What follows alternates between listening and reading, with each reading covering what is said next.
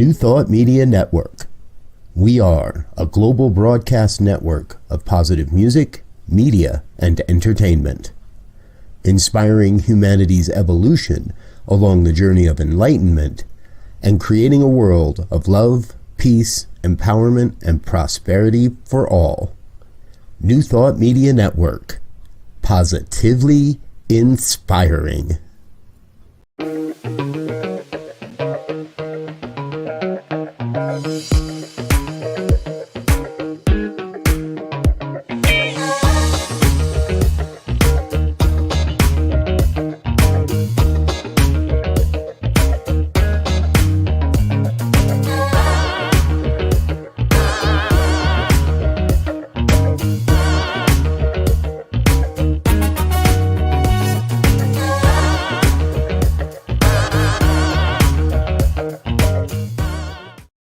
And hello again, dear ones. Reverend Robert with you over here. Rev Z right here. And I'm Reverend Casey Taylor. And this is New Thought Today on the New Thought Media Network. Happens every Tuesday afternoon at 2 o'clock. My co-host Rev Z and I get together and have some amazing conversations with amazing people that are really driving the future of New Thought and exploring what that's going to look like. Today, we're very grateful to have Reverend Casey Taylor with us. And I'll say right off the bat, Reverend Casey, I know very little of your history and your background, and that just makes me one of the old guys in the conversation. So I know you're a leader in the next gen movement around Centers for Spiritual Living, as well as involved in many other places. But why don't we let you tell everybody a little bit more about yourself and your ministry and how you got here? For sure. It's funny. It's constantly changing. I'm one of those people that I let spirit lead. And so I'm often in a journey going in directions that I didn't see coming. What brought me to ministry was aspiring to work in television, and all of the classes, I really credit the classes that I took through the Centers for Spiritual Living all the way up through ministry, because it is how I achieved the goal that I set out for, which ended up as a TV executive at Viola Davis's production company. And in 2020, when LA was literally on fire, the dream that I was living just didn't feel like it went far enough. I had something that I wanted to say around what was going on in the world. I felt like I felt an urge to do more. And so I took a leap of faith, moved to Oklahoma because Spirit led me there for some random reason. And right now I am serving as the senior co-senior minister of Spirit Uncensored, which is a community I accidentally created just by being who I am back in 2018. And my role as co-senior minister has meant that we have really taken on the next gen, which is a movement to support the next generation of spiritual leaders. We've really taken that on. And it started with it was going to go away. It was about to disappear. The people who were serving in leadership had stepped down, and 2020 was going on. There was nothing happening. And so I brought on one of the leaders, Reverend Audra Nicole, who is now serving as my co-senior minister at Spirit Uncensored, got her back to step into leadership at Next Gen. And so the two of us have been running this organization together. I also serve as the assistant minister of the United Life Center for Spiritual Living here in Oklahoma City. I am a case manager at CSU Youth Services and serve as the president of the Coalition to End Poverty in Oklahoma City. And also my last job, like the thing that my biggest bread and butter is serving as an admin assistant at the Home Office Center for Spiritual Living. So that's like the professional stuff. And then I've got a whole bunch of other, I'm on the Global Themes Centers for Spiritual Living Global Themes team. I'm on the marketing team. I'm on the Charleston Task Force. So I'm just trying to make it do what it do. And I'm in the process of pursuing a senior leadership position at a brick and mortar center, because as I'm doing so much, it makes sense to me to hang my hat somewhere that's pre-existing and has a community that's eager for new leadership. Wow. Zia, it sounds like she's almost as busy as you are. Or maybe they're busier. I think, yeah, no. She got me. No doubt. I was like, all right, I bow down. That is excellent. But to be honest, when we look at the charge that we have of that we said we've taken on, right, of building a world that works for all, there is no rest for the weary.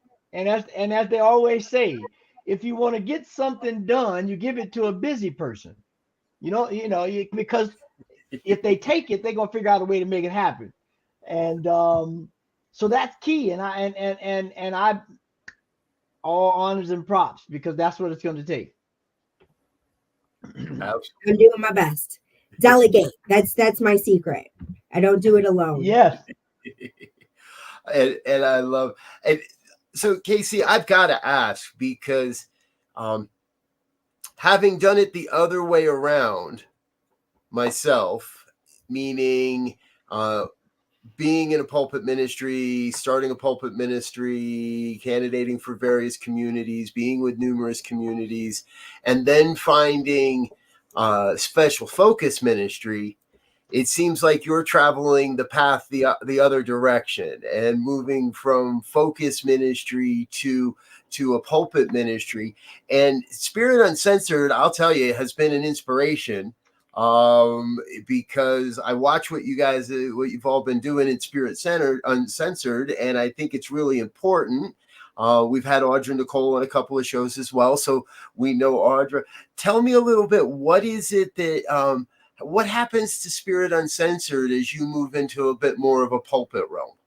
So my original dream for Spirit Uncensored has always been for Rev Audra to be in charge of it. And I made that to her very clear to her from the beginning. The vision itself came out of the Next Gen retreat, where she served in that position of leadership. So I was a participant and attendee, receiving all of this inspiration and clarity around my own personal ministry. I couldn't even imagine what ministry would look like for me, because I'd only been introduced to these traditional ideas of ministry within the Centers for Spiritual Living.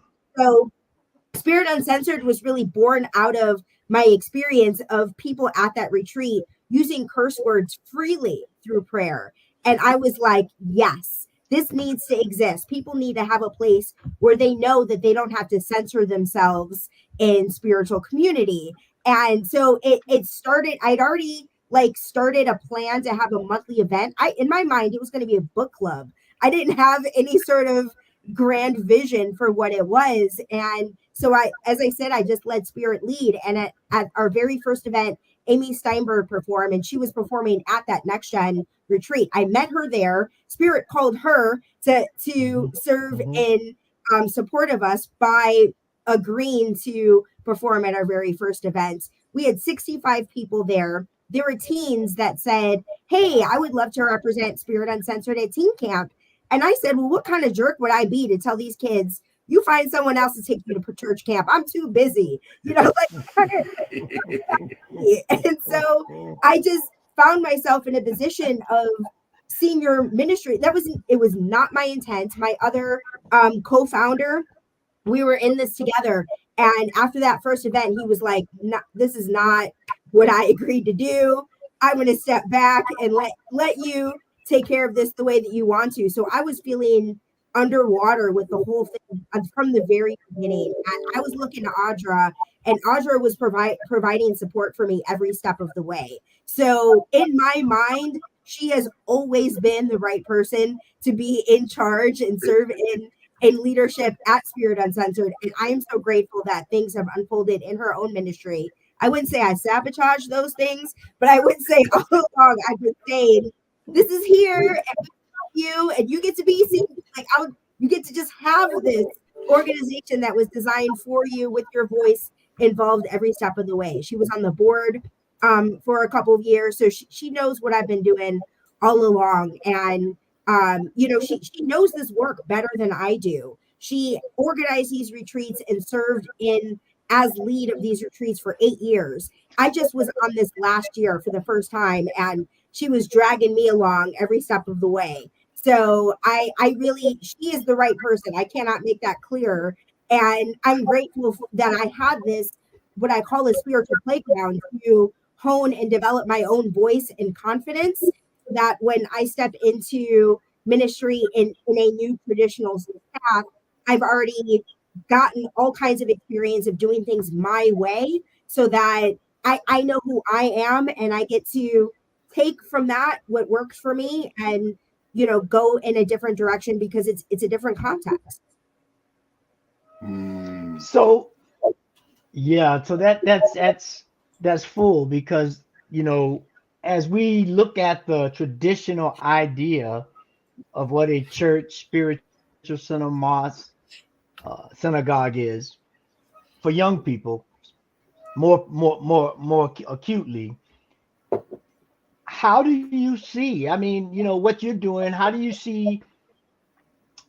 Um, what are the offerings? Let's put it that way. What are the offerings that will attract young people not to come and visit, but to come and stay and to get involved and be willing to express their ministry, no matter how it shows up, dance, song, pulpit, whatever. But the whole idea is to create this world that works for all, that we are standing on. Yeah, it's a great question. Spirit Uncensored started as a local in-person experience that happened in Los Angeles. And 2020 created a shift that I think we needed as an organization to be able to support emerging leaders from across the country. Because, in regards to drawing in young adults to a community that I wasn't serving in senior leadership for, we were hosting Spirit Uncensored events in existing centers like Spirit Works in Burbank or the Ahia Center in Pasadena are the two places where we serve. So there was a Sunday service happening there, but it wasn't necessarily tailored to meet their needs. And I think one of the necessities of us being a nationwide organization is that we're able to provide mentoring, support, and leadership opportunities for those emerging spiritual leaders in that infrastructure that's in place. So what we say as a spiritual playground is that my friend Lucian Baker in Oakland is a practitioner and was interested in having a local service. And so we have, he doesn't have to create the whole thing from scratch. He doesn't have to go through the normal channels of CSL, whoever, to support him in this, that he just gets the infrastructure and gets to do things his way, choose the place, understand the finances behind it, and be in a position of shepherding what that product looks like for him. So what I love about Spirit Uncensored is not that we create this kind of cookie cutter, this is what your service looks like, this is how you do it. What we do is provide mentorship, and it's a really informal process where Audra and I are working together to do this a little bit more formally. So it's not just us having conversations and letting people know this is what we do. But there are so many, the experience of being, let's say, under 40 at a center for spiritual living across the country, I would say between 19 and 40, the people in that 20-year gap don't see themselves represented anywhere within their community.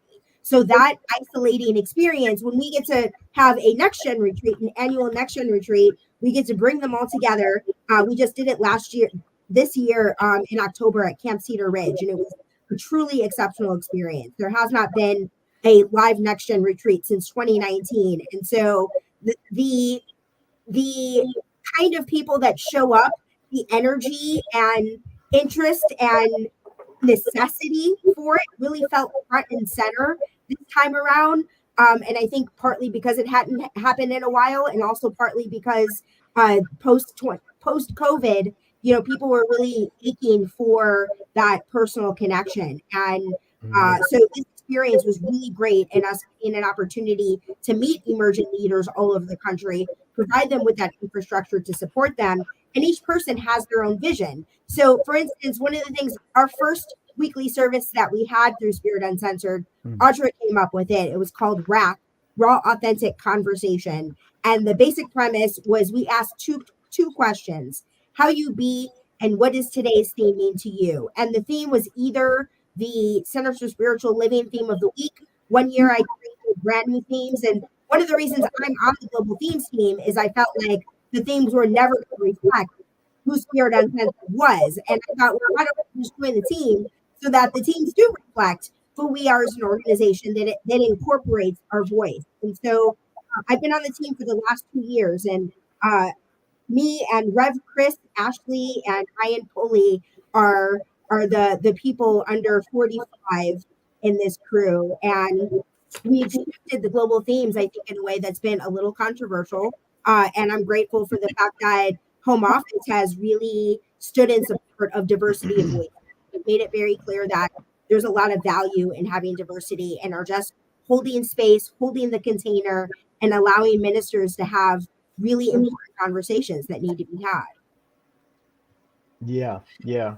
I mean, I think one of the things that stuck out for me that was a highlight there was this idea of putting it in a big container, to be able to talk about the unmentionables, whatever the unmentionables are, right? In terms of what is, as one of the themes were, what is divine, what is sacred and profane, and because it's all life, right? Life is divine, and it's one thing, and there is no separation from that. That's what we teach. So when we begin to get stuck in the separation of different aspects of life, it begins to create a disunity. And so now it's the cat chasing his tail. We're trying to chase our tail for this unity, but we got everything all segmented, and that's a problem. So we have to begin to take that attitude and spread it across. Starts with the next gen, because they're in that pivotal point, right? If we look at rites of passage, they're in that liminal point where they're leaving one stage, going into another stage, and they're not quite sure what's there. And if they get into a box that's too confining, they won't know how to express. So I think that's a great charge, if you will, for the next gen, because we're going to be needed everywhere. And I'm glad that you bring up the experience of what it means like to be within that age range, because to ask these people not only to step into leadership, but really shepherd and blaze a trail for other emerging leaders is a lot to ask. So one of the projects that Audra and I are working on right now is putting together a wisdom council of people who want to be able to provide support for emerging leaders without us putting it completely on the shoulders of those emerging leaders to do all of that work.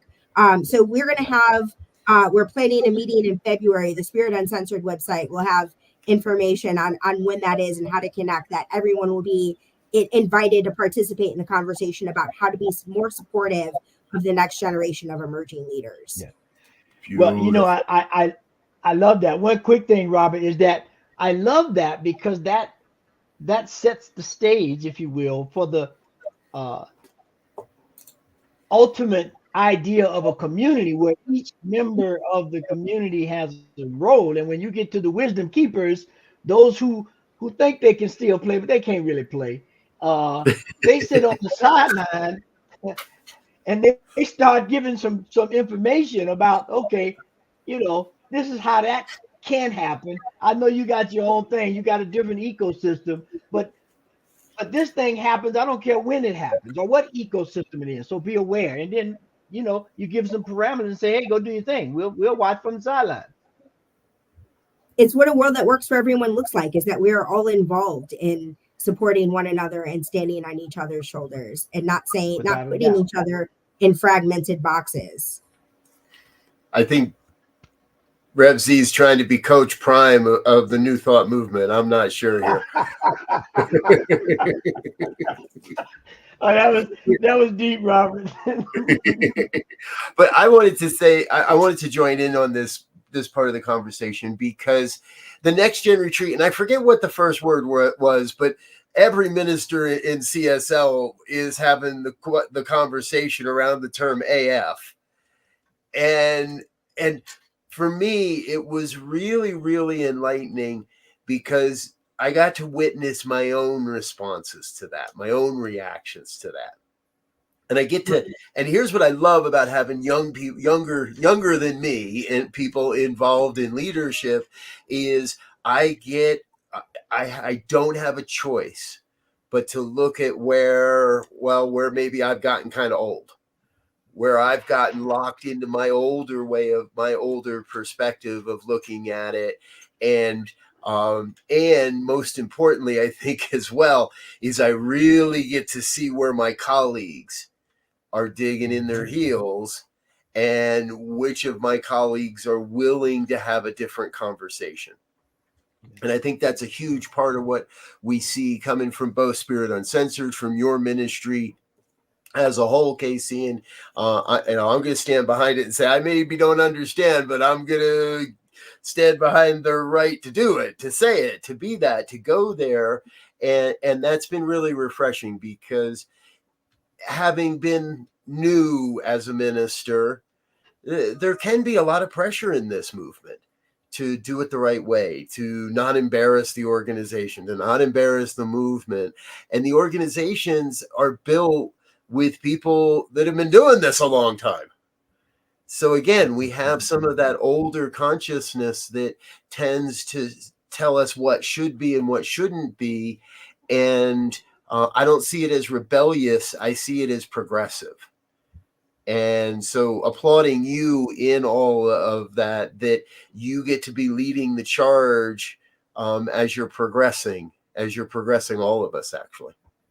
Thank you for saying that. The theme, Uncensored AF, Embrace Your Fire, came out of visioning, just like everybody else's vision of what the thing, their event would be. The global themes, everything comes out of visioning. And you get a theme like that come to light when everybody participating in that visioning is under 45. That's what happens. And so what was interesting is in our own visioning process, we didn't define what AF meant. And in our conversation around what it meant to be uncensored, we talked a lot about the importance of being a space where people of all political beliefs felt like they were free to speak freely. And the Centers for Spiritual Living is often it depends on the community. There are definitely some communities that lean more conservative and some that lean more liberal, but specifically in the next gen space, there is this expectation that it's going to be a liberal leaning. And so we were having conversations about creating an uncensored space for people who identify more on that conservative side. So we weren't even the conversation around like what AF meant for us, what it stood for, and all of that, like you get to call it what it is. And somebody pointed out how, BS has been used as belief system for a long time. We just chose not to define it. We know how it is defined. But it was most fascinating to me that every time I made an effort to shift the conversation away from the language, more of how can we be more supportive of emerging leaders? Yes, I hear this and understand that the lack of representation of leaders under 45 in our movement is significant, and leaders under 45 do not feel supported. How do we, instead of arguing over the few things people see from this small group of people, how can we be more supportive? And so few people seem willing to even engage in that conversation, to step up and tell me. I would love to know what other communities are doing. I would love to hear about the success stories from other communities and ways that they've dealt with this internally within their own centers. We're having this conversation as a large movement, but you would think that these things are happening somewhere in someone's center individually, and this is how they dealt with it. This is how they respond to it. So I think it really just demonstrates how important it is as a movement for us to support people under 50. Like we're not talking, this is not a small range of people here. 19 to 50 is a really significant demographic to be underrepresented and silenced. Cool. You know, in the last 20 minutes, I've gotten 5 years closer to being hip again.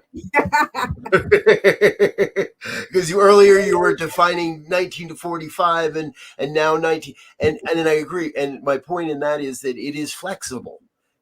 Some folks, I know some folks in my age category that act and talk and believe a whole lot older than I do.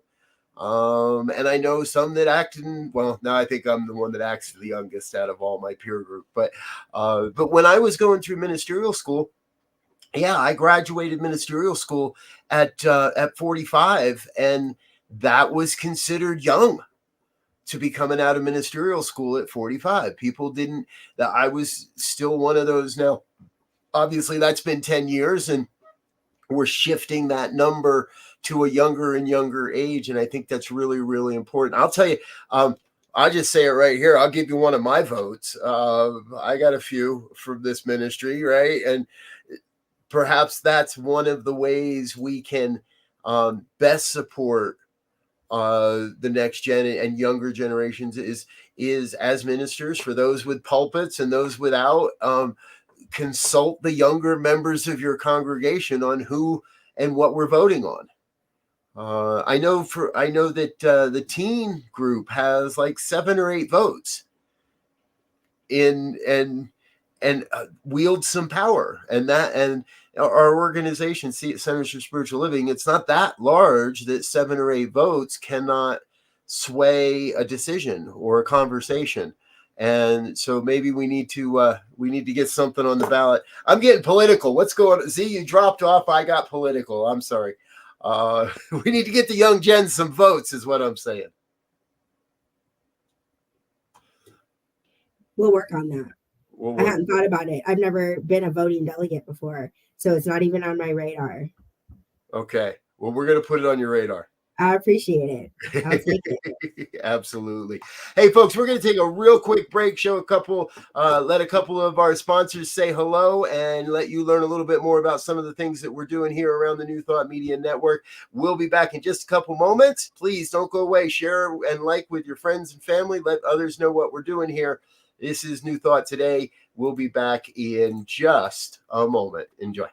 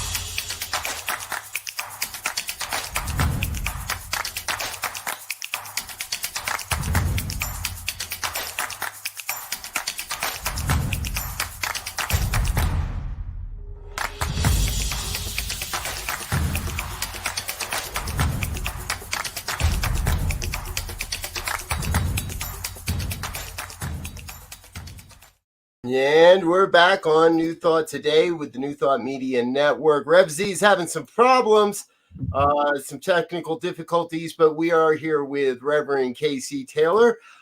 They are the co-senior minister of Spirit Uncensored, a major player in the Center for Spiritual Living Next Gen movement, let's say, and you just keep finding ways to serve, KC, as you were saying, part of the home office administration, as well as doing the global themes, and And I would love before we'll give Z a chance to get back here into the conversation, share with us a little bit.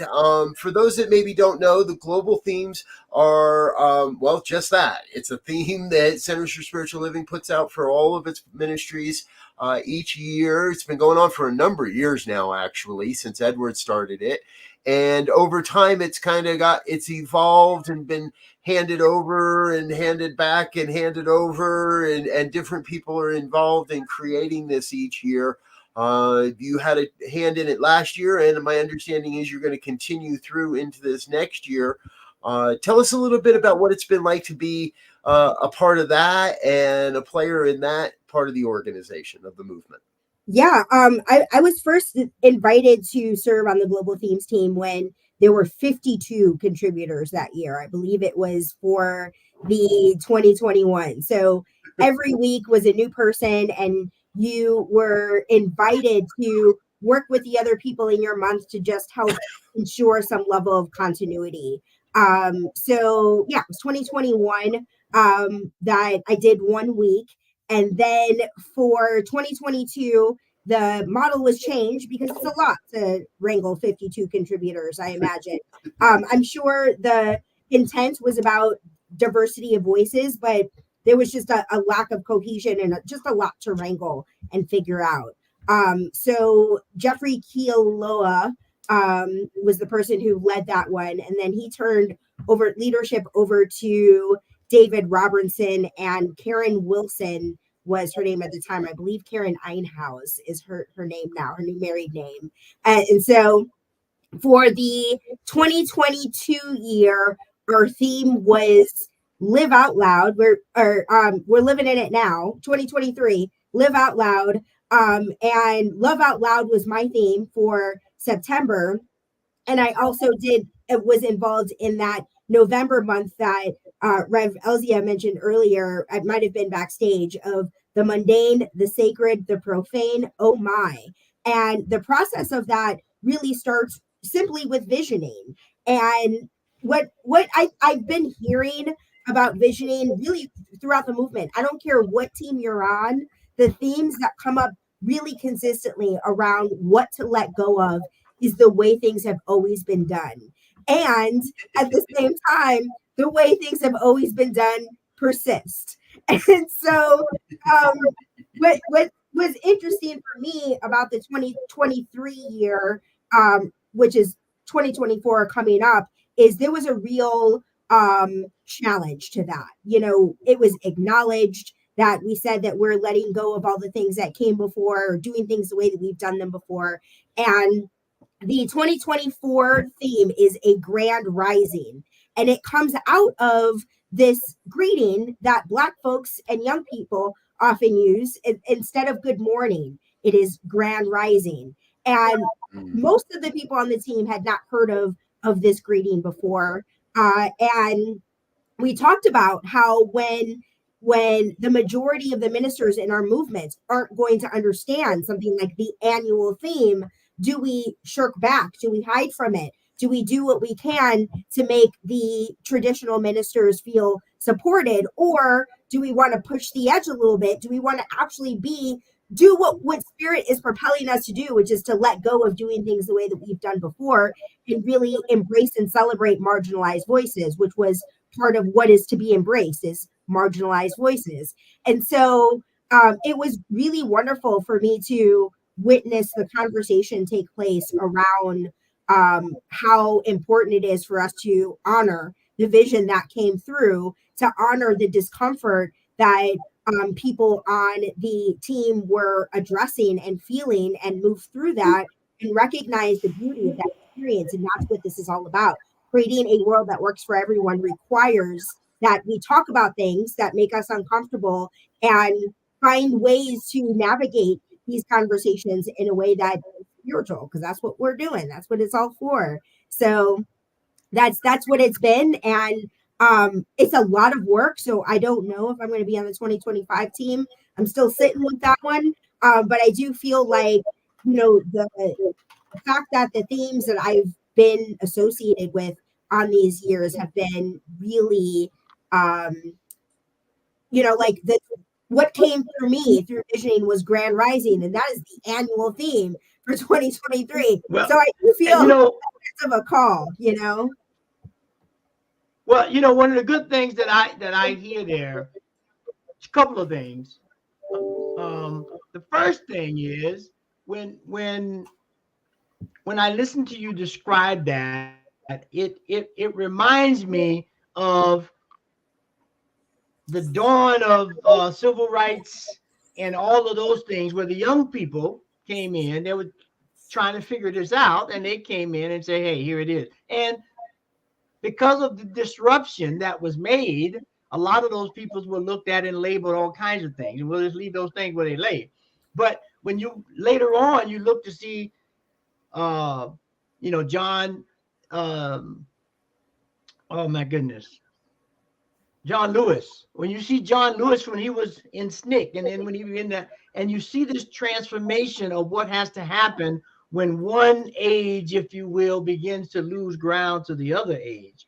And we have to, as you said, we have to begin to shake it up, because a lot of the people who were considered hippies in the 60s, they wound up being major corporate financiers, not in a negative way, but in a way to create new ideas and new products and new things and new ways of being in the world that did not exist and would not have existed, at least at that time, had they not brought it forward. So just like that took place in the more social world or the more political world, earlier, and my internet was all crazy. Earlier, you were talking about the AIDS thing. One of the biggest things now, if we shift it to a political point for just a moment, is age and leadership. And so that resistance is always there. Now we have to begin to say, okay, it's inevitable, right? How do we make a world that works for all? I keep coming to that because that's what it takes. Not just the people, but the planet and the animals and the air and the water and everything. So, it's going to be an interesting journey. I'm sure they might not be as hopefully they've got a little loose about pushing back when you come up with something new. Let's see what happens. I do want to add, as we were talking about, you asked me this question earlier, Rev Z, about the difference between the offerings, what the offerings look like. And I would say the notable difference between the way things have been and what younger people want to see is interactive services. That they're less appealed to sitting as a congregation and listening to somebody on a stage, and more want there to be more active, involved conversations. And one of the things that we did for Spirit Uncensored is our services had the combination of both. There was an interactive element in them, so that people who don't ever want to get on a mic, just want to sit in the back and not ever be seen and spoke to, have that freedom of doing that. And the people who want engagement have an opportunity to do that. So that's been one thing. And Rev Chris sent an email, Rev Chris Ashley, somebody asked for ideas of things that how they can do service differently. And they sent a whole list of things. And Rev Chris came from the Next Gen leadership team, people who have been imagining spirituality in a way that's different and unique and creative, and they're bringing that energy and these ideas and sharing it with the community. Wow. Yeah. Nice. I'm reflecting on a project that happened here in the Denver area years ago now. And the problem was that we were trying to create exactly that, something more interactive, something where people could get involved, where people could get up and dance or not, or whatever. And the problem we stumbled into is, well, we were a bunch of middle-aged white guys, and we're trying to speak to a younger generation. And we had a real tough time attracting a younger group to even step in and help and to participate. And so when I listen to what you're sharing, and when I look at what you've been doing, I never made it to Alibis, but I've read a few of your blog posts. It sounds like it was it's been a real fun time. And in that, here it wasn't able to get off the ground, but with a younger leadership such as yourself, it sounds like you're able to really launch those types of programs and those types of projects. And, you know, as we normally do here on this show, folks, we love to talk to our guests about their vision for what's coming forward, what's next in New Thought. And you're already there ahead of us on it now at this point. So, so keep going, share a little more. What do you see as maybe the model of delivery or a model of engagement, or just where is the philosophy evolving? What do you see from your perspective of a vision for the future of New Thought? I appreciate you bringing up my my service, Spirit in Spirits, that's held in Alibis once a month. And what I find is it's really about I don't like that this is the reality of it, but it's about a leader creating a following. You know, it's got to be somebody that shows up somewhere, that's got to be the place where they want to be, and executing it in their way and talking about it and living their truth and bringing community. From what I've seen, that shared leadership is a lot harder to execute than you know, even if it's shared leadership and they're all, you know, a group of people who act kind of independently as leaders and come together and support one another. That's what I find is the best way of going about doing it. But the model that seems to work is that central figure that serves as the voice and the face of a ministry. That hasn't changed. People seem to have that expectation, but it's really about the individual emerging leader that has their own vision of where they'd like their service to be held, what they'd like it to look like, where they'd like it to be. And what I find to be the biggest barrier for entry is less about a following or anything like that, and more to do when there's an existing community, when there's an existing infrastructure, that their mere presence of being somebody that has youthful energy to them is just off-putting. They haven't even done anything yet. And so my own personal resistance of, as we were talking about, going focused ministry to traditional, I really had to cultivate my voice because I knew I wouldn't be able to lead a healthy community without that experience of having the safety of my own playground to have utilized that. So, you know, for centers to create that space, and some centers are doing it very well. CSL Dallas, I think, is doing it really well. They leave the young adults to do things in their own way. And, you know, there could be more symmetry, and they're talking about that in the ways that the traditional leadership and the young adult leadership can work together more proactively and have there be more crossover. Right now, they're operating very separately, but they're both operating separately in a way that is successful. The young adult ministry is growing and feels supportive. They were very well represented at the Next Gen retreat. There were 8 of them at the Next Gen retreat, and the traditional ministry supported them in that sense of they raised the funds to bring all of those people to Portland and pay their registration fees and things like that. It was a combination, but I know members of the center and leadership were really involved in shepherding and championing these emerging leaders, but there hasn't been any crossover. You don't see any of them speaking on a Sunday, or they don't even really come to service on Sunday, which is part of, I think, where that disconnect is happening. If they're not there on Sunday, the relationship between the larger community and this community that meets on a Thursday nights are just not crossing over. But I'm using them as an example because it's an example of successful spiritual leadership. This group is growing, emerging, and the leadership is having conversations about how they can be more and more supportive and how they can amplify their voices even more than they already do. So it's just a matter of just letting emerging leaders be who they are and express in a way that feels authentic to that. Beautiful. Yeah, I think one thing from just listening to you in terms of what, you know, you says everybody's doing their thing and thriving, but there's a little bit of a disconnect. I think, you know, when I look at ancient societies, no matter what they are, Inca, Africa, Europe, doesn't matter. matter if they were ancient enough to have a council, Native American, if you have a council that can represent everybody, every constituent in the building, if you will, you're going to come to a better conclusion, a better answer, and you're going to have better things to overcome. That's going to be stepping stones for a greater future. But if it gets into a battle, which is what happened in other types of movements like this, it gets more fragmented. And so the faith and the trust of the system, of the process of the council and the working community has to be paramount. Everybody has to understand. The elders, everybody has to understand that everybody plays a part. Right. And you know, my favorite example, I never cease to not use it, my body. Without my heart, nothing else is going to function properly. Or bad heart, or bad lungs. Everything has to work. And that's what real community that we are looking to develop, I think, everywhere, in all spheres.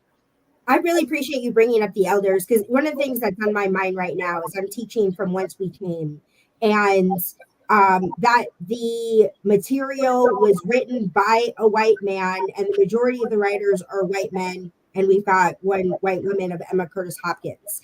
And the way that I've been teaching this class is I've been pointing out Reverend Raymond Anderson posted on Facebook asking this question of what is deconstructing, decolonizing New Thought look like to you or mean to you? And I said that in this Whence We Came class, what I've been doing is highlighting the racial and gender bias as it comes through and the exclusion of Indigenous voices as I've been teaching it. I've been doing this completely on my own.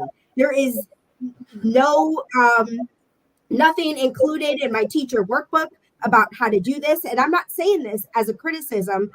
I'm saying that as the history of our education is white male dominated. And right now, the education department is actively moving in the direction of doing these sorts of things so that as an instructor, I don't have to do this all on my own, in addition to teaching this very, Emerson and Troward and Emma Curtis Hopkins all in one 10-week course. It's difficult to inspire people to take that class and to follow through all 10 weeks. It's a lot of reading. The reading is cumbersome and challenging to move through. And I do the best that I can to present in a way the material in a way that's engaging and relevant and contemporary. But like that class it's required. The New Thought history class is required to become a practitioner, and I lost half my class, and my class wasn't huge, just because of the material. And so I really credit the education department in recognizing that and really looking at how to recraft our existing education so that it still incorporates Emerson Troward and Emma Curtis Hopkins, but it does it in a way that is more engaging, that I don't, as the instructor, have to go the extra mile of figuring out how to do this. So that's the direction I see us going in.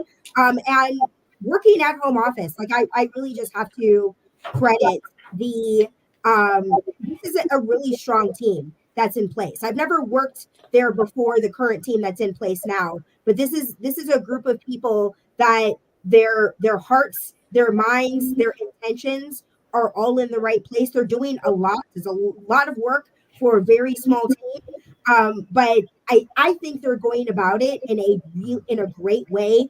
The biggest thing that I've seen is the task force movements. I'm on a marketing task force and the task force. And the CSL conference that's coming up in Charleston is unlike I've ever seen from our organization before. And the task force has had a lot to do with that. And the spiritual leaders, Cantrell, Reverend Michelle Ariano, are on the task force. So it isn't as if, the group of people that are doing it without them. Leadership are showing up for these experiences, inviting diverse voices to the table.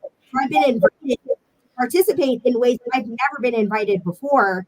And I really credit this new administration, specifically Reverend Michelle Ariano's leadership in really shifting, righting the tide. And, it's a big boat. So it takes a while. for us to make the move. But all of the right things are happening in the departments, and I'm really looking forward to the ways that we're growing as an organization. And it's a big reason for why I was inspired to move into the traditional brick and mortars, really understanding what was happening in home office and feeling as if it's going in a direction, a positive direction, and even these pulpits that are welcoming me in and shifting to meet my needs has been an incredible experience. I'm seeing that there are communities that recognize the value of having a voice like mine, where 4 or 5 years ago, I didn't see that anywhere. I made a lot of money in my day teaching the Roots class online in the summer because everybody put it off till the end and they needed it to get into prac training. And so I feel you. I know exactly what you're talking about. And it's refreshing to hear because there were those of us beating this drum 10 years ago. And even as you said, the thought that came to my mind as I was listening to you is it does take a long time to turn the Titanic. However, you have to have people in place in leadership that are willing to turn that wheel.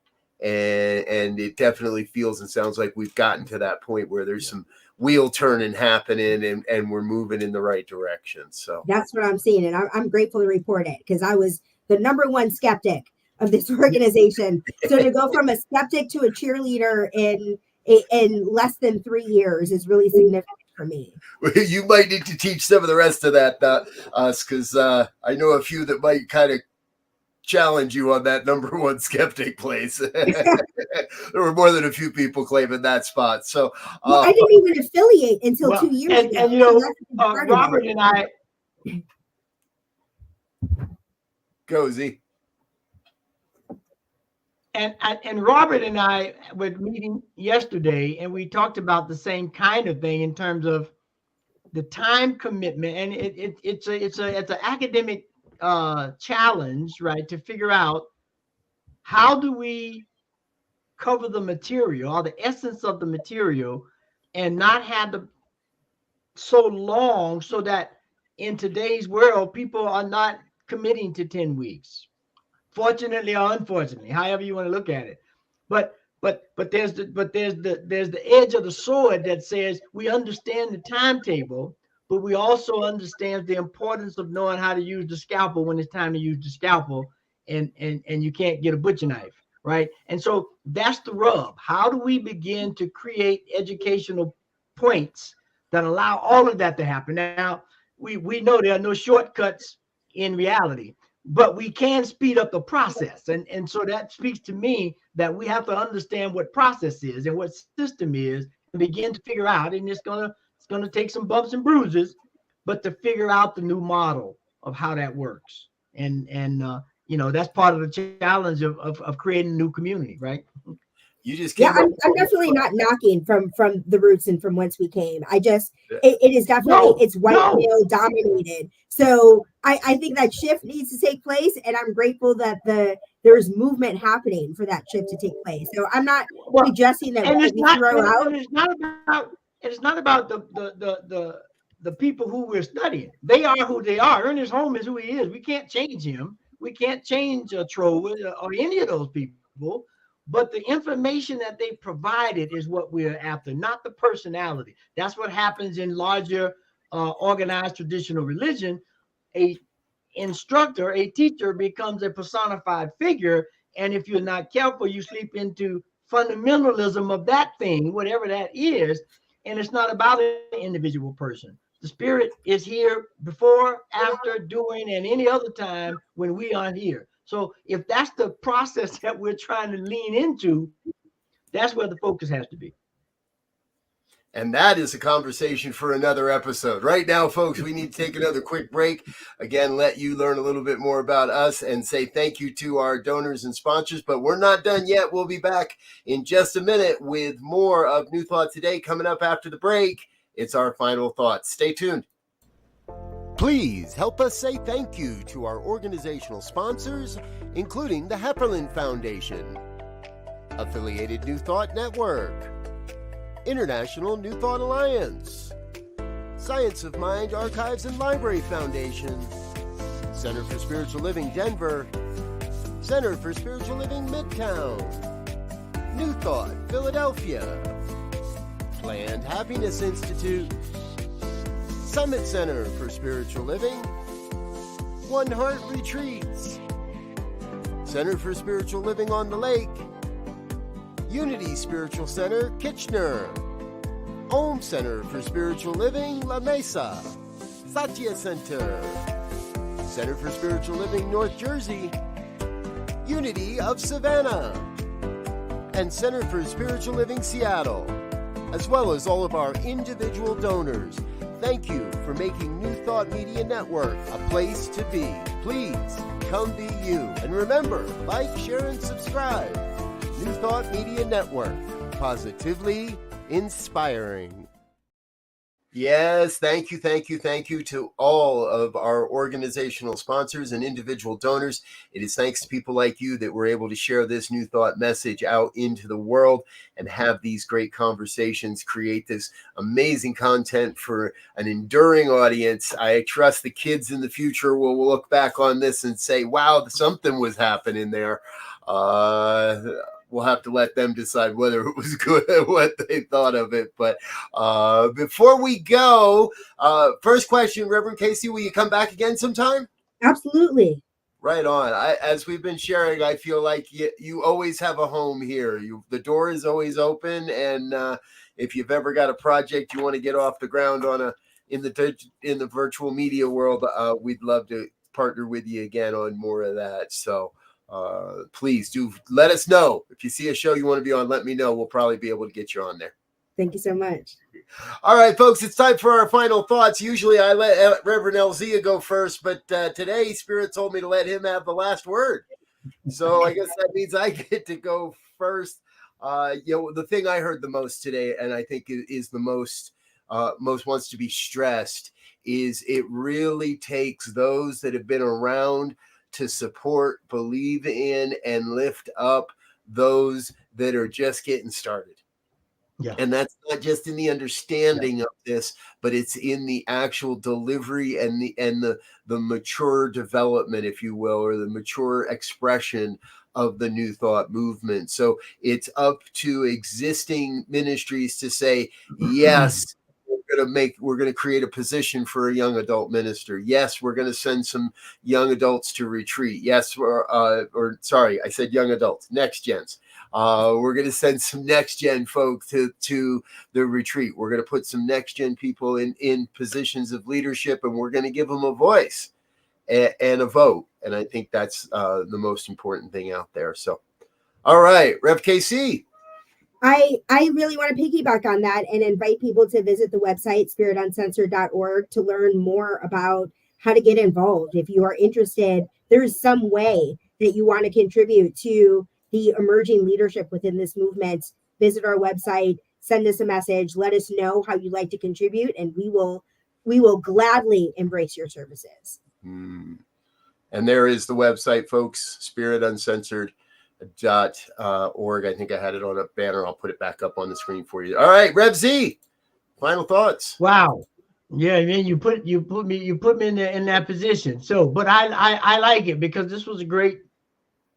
And I think for me, what this all highlights, and the final word is, if we're gonna say we are community, we have to understand what community is and begin to act in the sponsorship way or whatever your role is. And role may sound bad, but everything has a role, so that we have this world that everybody can actualize. Everybody, when we can do that, we begin to get clear about what's in front of us because it just unfolds. So that's my final word.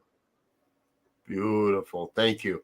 And thank you to everyone that's watching today. This is New Thought Today. It only happens on the New Thought Media Network every Tuesday at 2:00. We invite you to plan to join us next week when our guest will be Reverend Dr. Deborah Johnson, an iconic voice and a prophetic voice in the New Thought movement.